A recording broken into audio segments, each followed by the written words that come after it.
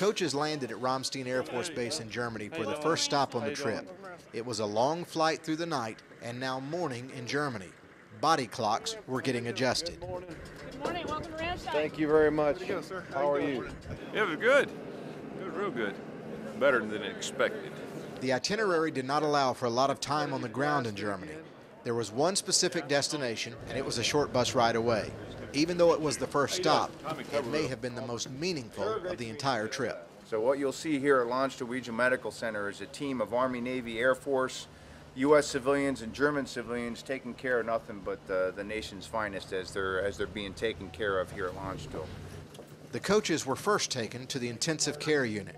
Well, welcome to Landstuhl, Germany ICU. We have 5 patients. Typically we have 12 rooms, but only 5 today. Because of the serious nature of these injuries, our cameras were, understandably, not allowed in for these private conversations between the wounded soldiers and the coaches. The visit made an immediate impact. I guess that was a pretty tough scene you guys saw back there, huh? It was real tough.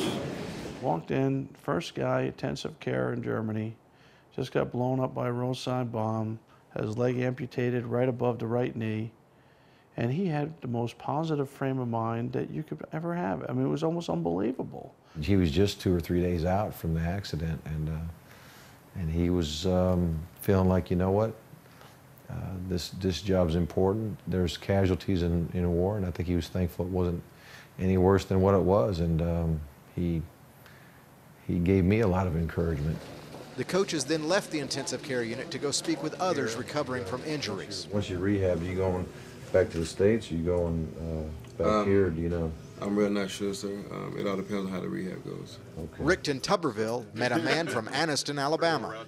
Auburn or Alabama fan or Georgia fan, but I'm an Alabama fan, but I also like all 3. It was very nice to meet you. Oh, same here. LaMarcus. Yes, sir. Coach's mission was to lift morale. It worked. It shows us they care for everybody else by coming down, paying us a visit, and it helps motivate us to get back out there. What's going on, man? What happened? Charlie Weiss wanted to check on a Notre Dame fan that had specifically requested to meet him, although the fan may not remember it. Walked into his room and he had just morphined up, and he goes, I don't know if that's you or if it's the morphine. So I signed a hat for him, and I insisted that when he came down from his morphine, that hat would still be sitting there assigned to him. Why don't you just tell him your home address, and we'll send it there. And I was fortunate enough to meet one of the guys that had some teammates that played at the University of Miami, 2 guys, and it was a good time talking to him for about 45 minutes because he was down in the tank.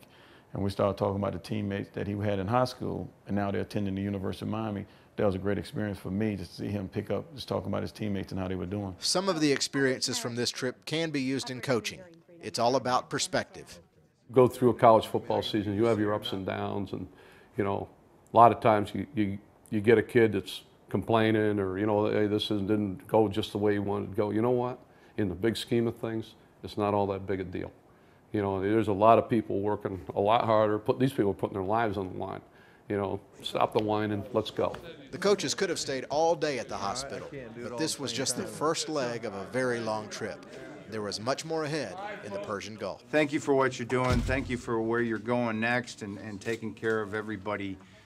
This means a lot to all of us in the United States military, the amount of dedication, the amount of time you're taking away to look after the well-being of the soldiers and their families. So, sir, thank you very much. I appreciate it. Thanks for taking care of that. Thank you. Hey, sir, thank you very much. I appreciate it.